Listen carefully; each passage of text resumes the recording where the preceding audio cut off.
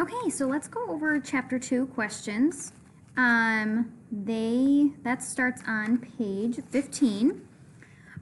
So the first question asks, why do the pigs emerge as the natural leaders? And as you can see on page 15, it says, the work of teaching and organizing the others fell naturally upon the pigs, who were generally recognized as being the cleverest of the animals. So the answer I wrote was, the pigs emerged as the natural leaders because they were considered the, quote, cleverest, end quote, of all the animals. Number 2, why is the way Squealer whisks his tail somehow very persuasive?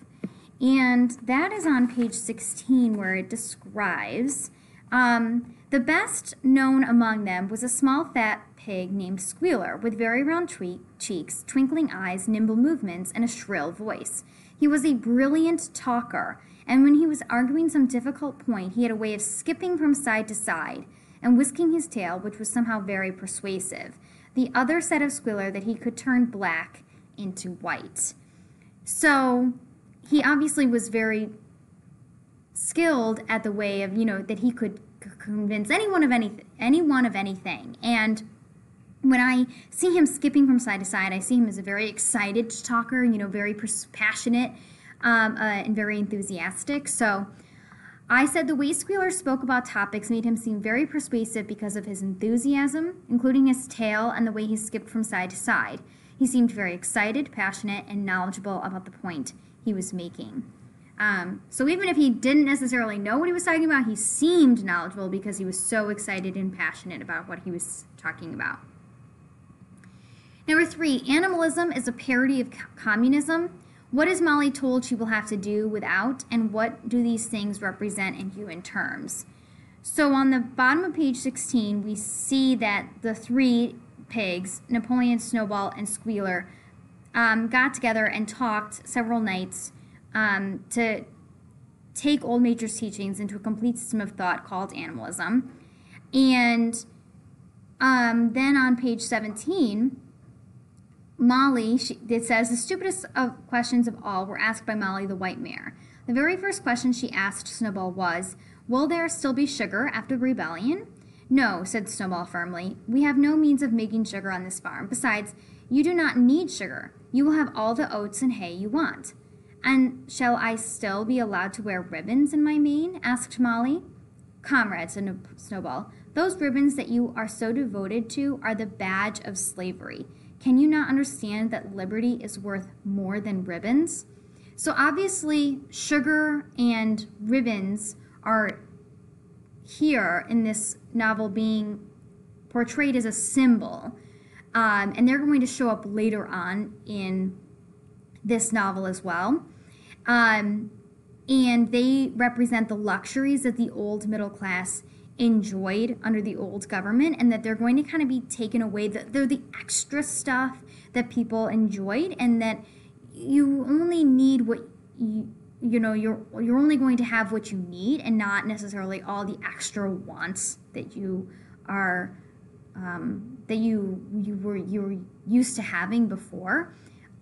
And under this new regime of communism or Marxism, when he first aligned it out, it was just you only had what you needed to survive and have a nice, comfortable lifestyle, but not any of the extras. And that's what the ribbons and the sugar represented, was all that extra stuff.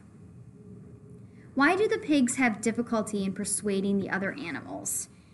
So that's on the bottom of page 16 and into the top of page 17. And it says, some of the animals talked of the duty of loyalty to Mr. Jones, whom they referred to as master, or made elementary remarks such as, Mr. Jones feeds us. If he were gone, we would starve to death.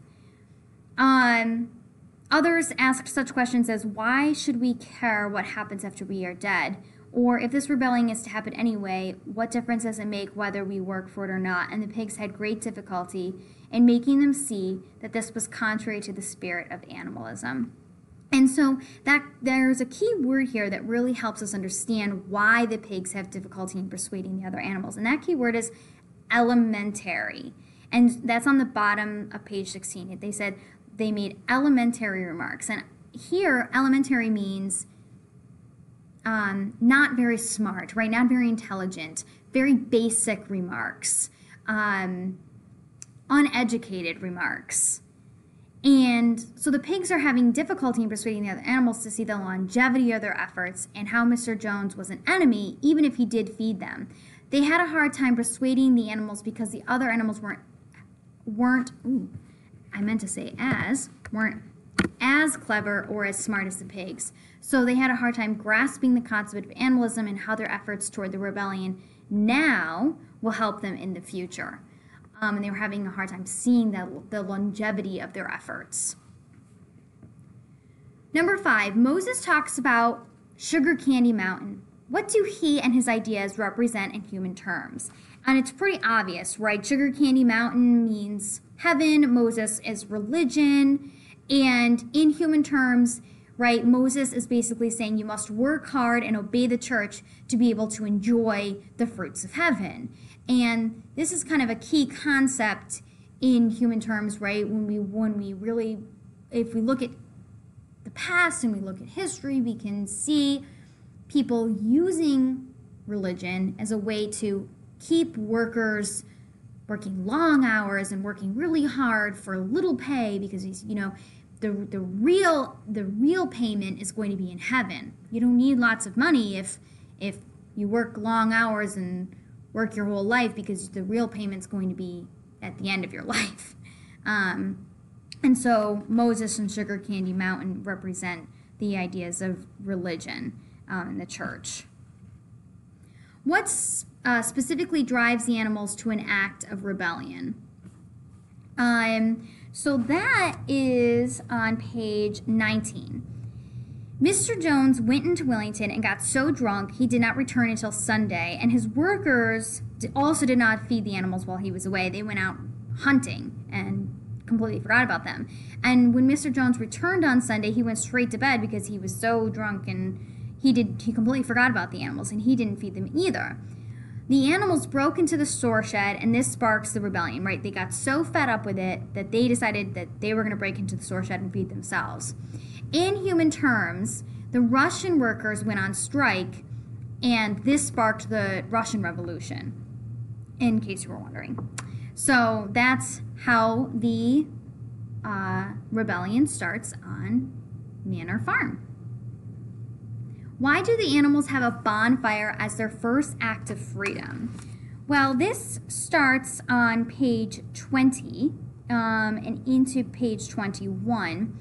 They start by flinging things down the well, bits, nose rings, dog chains, cruel knives, which Mr. Jones had used to castrate the pigs and lambs. And then they started to throw the reins, the halters, the blinkers, the degrading nose bags, thrown onto the rubbish fire, which was burning in the yard. And then they threw on the whips, which are very symbolic, right? Whips that are meant to torture, whips that are meant to use for fear, to, you know, as a tyrant. Jones would use this to, you know, keep the animals down.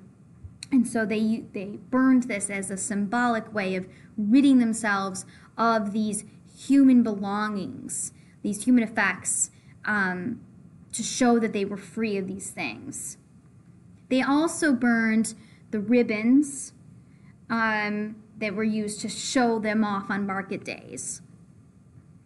Number 8, Snowball burns the ribbons and says that all animals should go naked, which is, you know, their natural way. What is Boxer's response, and what is Orwell showing by this? Boxer's response is to throw his favorite hat that he used to keep the flies out of his ears during the summer into the bonfire.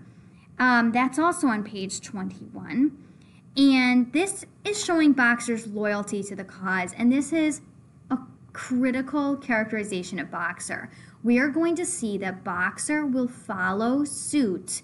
He's a very loyal animal all the way until the very end. Throughout this novel, we are going to see Boxer being loyal to the cause over and over and over again, possibly even to the point where maybe he shouldn't continue to be loyal, but he is, because he truly believes in this in this cause, and he has a lot of faith in these pigs and what they say, and so this is a critical characterization of Boxer. Number 9, what is significant about the fact that the pigs have learned to read and write? And this starts on page 23. Bottom of page 23, the pigs now revealed that during the past 3 months, they had taught themselves to read and write from an old spelling book which had belonged to Mr. Jones's children and which had been thrown on the rubbish heap. So pretty interesting that they picked up the spelling book off the rubbish heap, these pigs, and already within not even just a whole chapter, one chapter has gone by, and I'm starting to question, are they starting to steer away from Old Major's original teachings, where he said anything that has to do with man is evil? And already these pigs have picked up reading and writing. The pigs learning to read and write is significant because they are better educated than all the rest of the animals, and this in turn is the beginning of a class system on the farm, and you're going to start to see that kind of play out throughout the rest of the novel. What happens to the milk, and what can you infer really happens to the milk? This is on page 26. So what we have are the hens. They want to, animals on the farm want to know what's going to happen to all the milk. And the hens say, Jones used to sometimes mix some of it in our mash. And Napoleon says, never mind the milk, comrades, placing himself in front of the buckets. That will be attended to. The harvest is more important. Comrade Snowball will lead the way. I shall follow in a few minutes. Forward, comrades, the hay is waiting. So the animals trooped down to the hayfield to begin the harvest, and when they came back in the evening, it was noticed that the milk had disappeared. So we can infer that Napoleon took the milk and that he is trying to manipulate the farm animals into not catching him in the act, right? He's like, oh, everyone go away now. Snowball's going to lead the way. Never you mind about the milk. We'll attend to this later. And he's kind of using his power as the clever animal and kind of becoming one of the leaders of the farm as a way to kind of sneak something extra for himself. And we're going to, again, this is one of those emerging themes, Napoleon kind of using his power and his cleverness to manipulate the other animals. So that's it for chapter 2.